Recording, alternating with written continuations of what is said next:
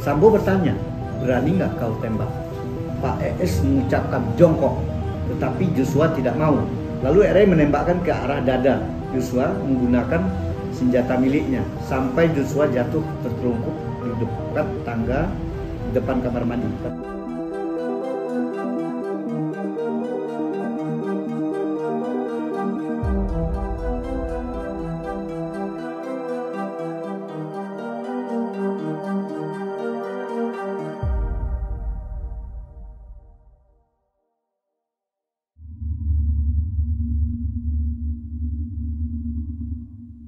Tanggal 7 pagi si Sambo udah berangkat ke Jakarta sama salah satu siapa ya, namanya Deden kalau nggak salah. Deden. Nah, Deden. Kemudian tanggal 7 berarti siangnya jam 2 si ibu Putri menyuruh si Ricky untuk mengantarkan sumbangan ke panti asuhan di daerah Magelang. Dia minta bantulah ada polsek di daerah setempat, ngantar lah gitu kan. Nah, di tengah jalan menjelang jam berapa, 3 jam 4 dia ditelepon sama anaknya anaknya Sambo yang gede. Dia minta tolong dibeliin kipas angin, tolong beliin makanan gitu lah. Dia ikutlah si Rizal kan. Dia pergi mengantar makanan sambil dia kadang-kadang yang diurus menghadap pamong lah. Nah, abang nggak ngerti tuh ada pamong di sekolah itu kali ya pelayan. Ya ada datangin. Nah, kemudian pada saat dia bertemu dengan mencari pamong anak Sambo ini, muncul telepon kepada si Richard. Kan dia pergi sama Richard. Richard diminta pulang. Siapa yang telepon? Ibu Sambo nggak pulang. Ya udah baliklah mereka. Mungkin agak sore itu yang kejadian yang antara Kuat dan si Joshua.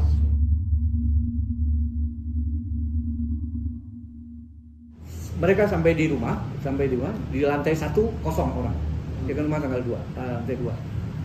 Di lantai 2 itu dilihat kok tegang si Kuat. Sama kayak panik gitu kan. Si Susinya pembantu itu nangis untuk rumah tangganya. Nangis. Tanya ke RR nanya ke Kuat, Pak Kuat ada apa? Oh enggak, tuh tadi si Joshua kayak jalan kayak mengendap atau apalah gitu, sehingga dicurigai gitu kan. Sementara dia cek ke atas, ibu tuh kayak di mana ya? Shock. Enggak, jatuh di depan kamar mandi gitu. Jadi mereka curiga gitu. Nah, kenapa Joshua kok kayak orang ini, kayak orang itulah. Cuma sebenarnya abang pun tanya sama ini yang abang tambahan ya. Abang tanya sama lu curiga ada apa sebenarnya? Saya nggak tahu bang, sejauh mana apa pelecehan itu ada. Waktu itu nggak taunya cuman soal ada pertengkaran kayak si Kuat sama Joshua.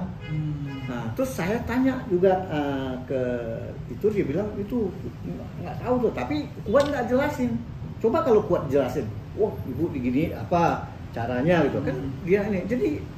Jadi si RR ini kan juga tanda tanya. Dikira hanya pertengkaran antara sini, kebetulan ibu kenapa kok kalian bertengkar? Jadi di mata dia begitu. Perasaannya ya. Oke, kemudian dia lihat ibu melihat ke atas.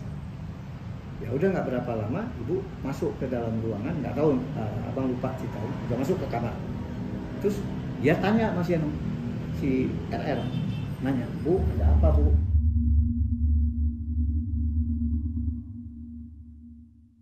Mengintip ke buka kamar ya. Bu ada apa Bu gitu kan. Dia bilang nggak apa atau apa, yang penting dibalik tanya sama ibu ini, kamu lihat Joshua mbak, mana Joshua? Ya udah dia keluar, Joshua dicari, bisa turun ke bawah. Pada saat dia turun, kalau nggak salah sebelumnya tuh sempat papasan juga Joshua, ditanya ada apa Joshua? Kalau bapak kan bilang nggak tahu tuh si Joshua. Nah, sementara jawaban si Joshua nggak tahu juga tuh Om Kuat, nggak tahu kenapa kok marah-marah sama gua. Saling lempar gitu kan. Nah, marah-marah sama gua. Ya udah akhirnya dia si Anu kayak ngambek di halaman si Joshua. Nah, setelah ibu nih bertanya, mana Joshua? Setelah ada apa Bu? Kena RR kan? Karena yang dari segi tentara kan dia yang paling tua tuh si RR. Dibandingin si Joshua, dibandingin si Blizzard, si Ezer. Kalau Kuat memang lebih tua umur. Dia non polisi. Karena udah lama dia. Terus Joshua terakhir karena ditanya itu dia inisiatif cari ke bawah. Joshua, lo ada apa sih? Nggak tahu bang, saya ini gitu. Ya udah itu kan jawab. Kemudian sekarang kamu pergi kan, kamu ditanya ibu, naik dari ke atas kan, diikutin sama si RR. Ya udah si Anu masuk ke kamar itu, si Anu mungkin juga melihat, ya mungkin si Anu menganggap mungkin ibu ini sakit lah, wajar. Abang sempat nanya, kenapa kok begitu? Ibu tuh sama kita tuh kayak keluargaan gitu. Abang kan jadi bingung juga. Kan abang mau mancing-mancing nih, kok ada cerita Kuat lah, ya kan dengan Lipa tuh apa sih sebenarnya? Ibu tuh gimana? Ya kalau saya, setahu saya begitu. Saya merasa ibu ini baik ke semua kita. Ya. Jadi saya nggak ada perasaan membayangkan apa-apa waktu. Jadi ibu si Anu masuk ke Joshua itu, dia duduk di bawah ibu, ibu di atas sambil tidur baring gini. Nah, cuma si Anu mungkin bayangan si RR, ya mungkin ibu bicara apa, menasihatin apa tentang Joshua. Karena tadi kan soal ada pertengkaran kan. Ya udah dia nggak dengar, ya keluar tapi ya nggak jauh dari itu, tapi dia nggak dengar. Di dalam madu itu dia bilang nggak dengar apa pembicaraan omongan.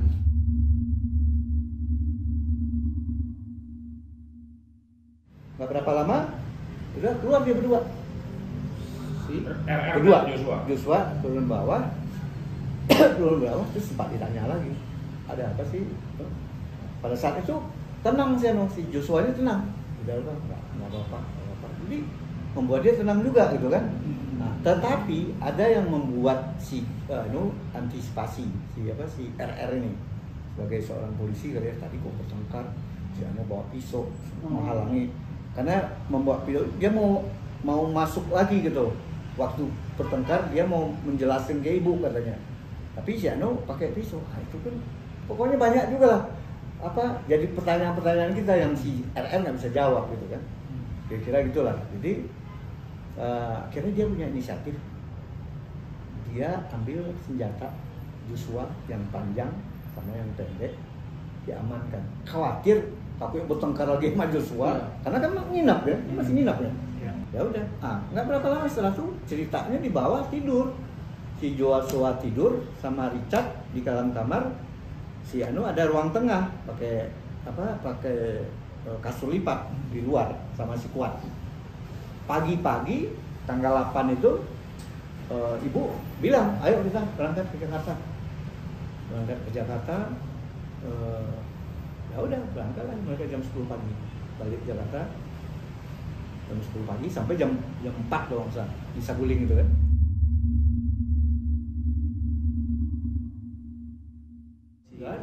Dia nggak ada karena cecer dia nggak ada merasa gitu. Walaupun abang bilang, kenapa kok si Kuat pakai gitu bilang. Kenapa curiga juga ada apa juga gitu kan. Kalau tindakan si Joshua gitu kan. Jadi nggak terjawab.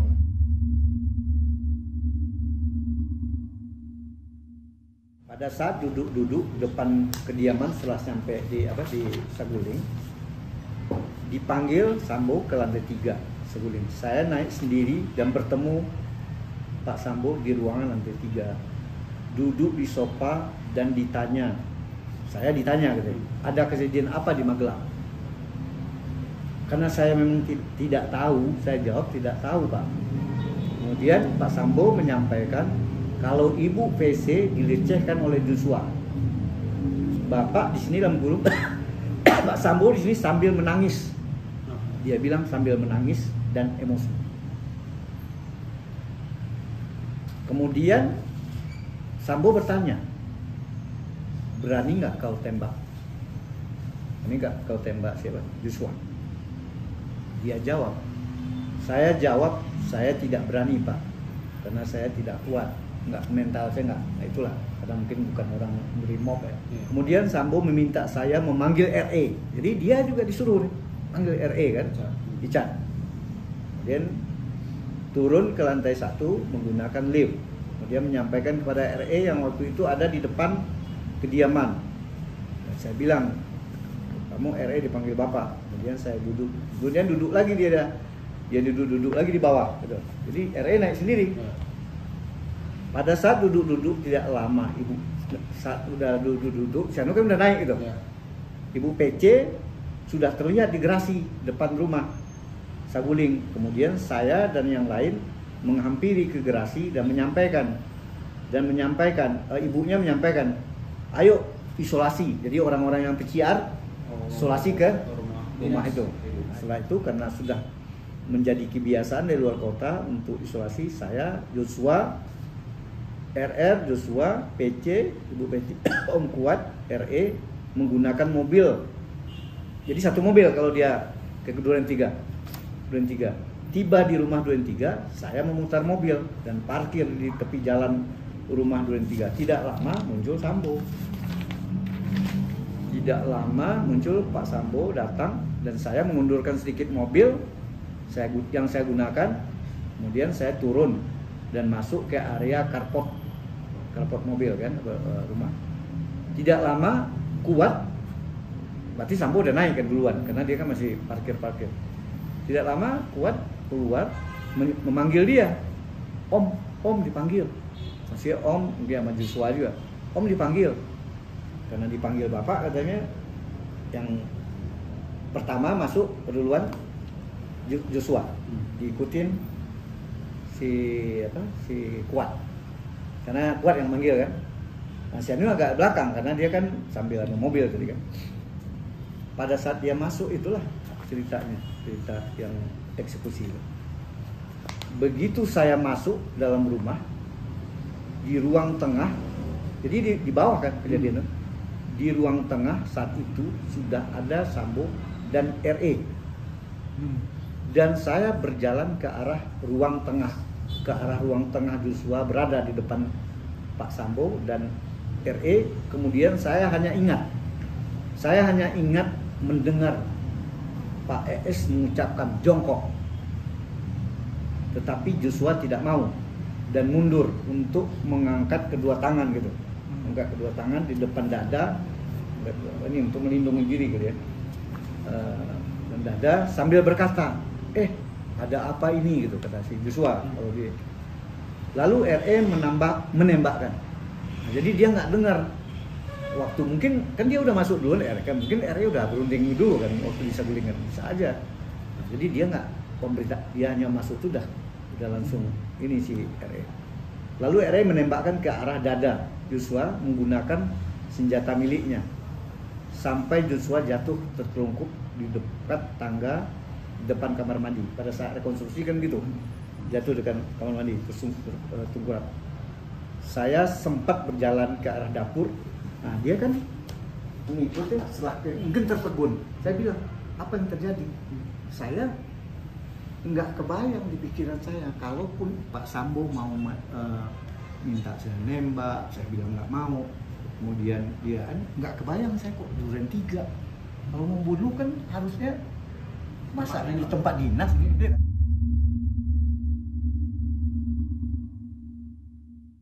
Sebenarnya itu adegan terakhir setelah rekayasa, itu masalah duit. Kan dia udah mau ngasih duit gitu kan. Ya. Tapi duit ini, tapi Sambo nggak ngaku.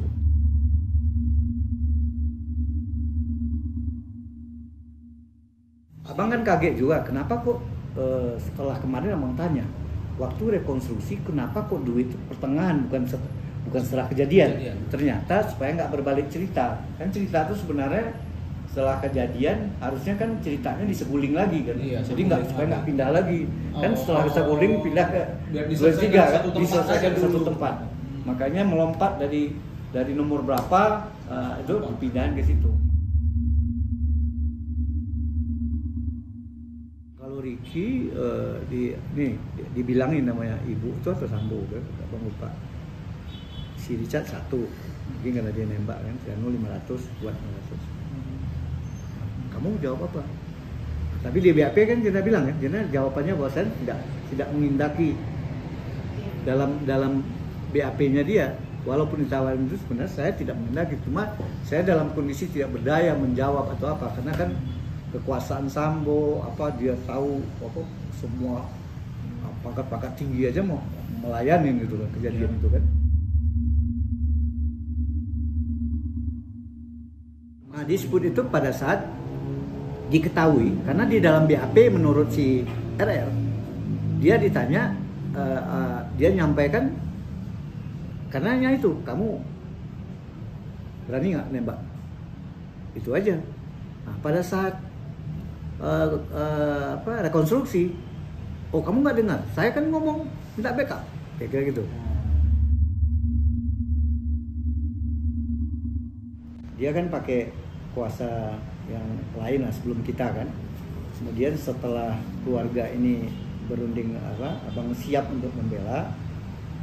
Terus juga selama ini kan belum ketemu keluarga, jadi keluarga ini di luar kita juga udah berupaya ketemu, dan ya mungkin dengar berita yang jelek terhadap berita Sambo ini, akhirnya dia meminta ya karena berita-berita rekayasa ini juga berkembang kan, mereka nggak mau karena mereka ini keluarga polisi semua, jadi bapaknya mantan Kapolsek almarhum, adik iparnya polisi, om-omnya tentara. Jadi makanya abang pun dibilang gini, tolong jaga nih, pokoknya bicara benar, bicara ini, jangan dekatin Sambo dengan ini, makanya pakai LPSK, mereka minta gitu, abang siapin lah semua itu kan. Tapi ada yang menarik juga di tengah jalan, abang udah ini, ya nggak bisa dihindari juga psikologi, dia takut sama Sambo. Mulai melakukan dekat sama Sambo ini sekitar tahun 2021, tapi dengan tugas sebenarnya untuk membantu anaknya yang sekolah di TN Taruna Nusantara.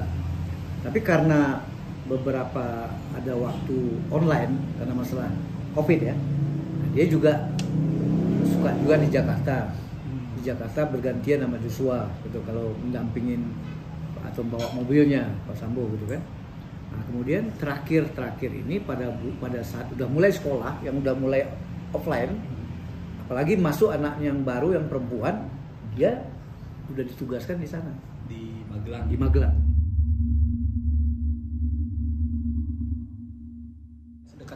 Lebih dekat Joshua. Kalau Joshua kan lebih banyak di Jakarta gitu kan, lebih banyak dekat sama bapak gitu, dengan ibu gitu kan.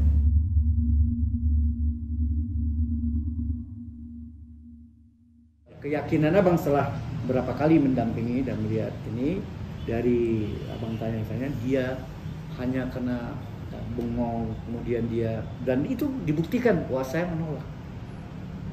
Tapi saya tidak tahu apa itu akan terjadi. Saya berpikir jangan-jangan Sambo mungkin memberi pelajaran, ya kan? Nah, terus nggak kebayang juga kok di rumah dinas.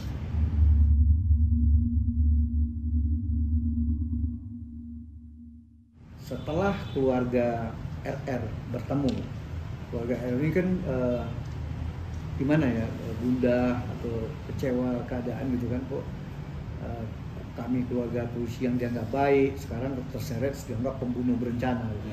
Sehingga dia menghimbau kalau memang kamu tidak terseret, tidak ada niat untuk ini, tolong berlaku jujur, tolong berlaku apa adanya.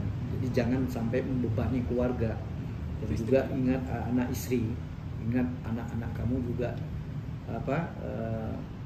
bagaimanapun kan membutuhkan kamu, butuh figur kamu yang baik kayak gitu.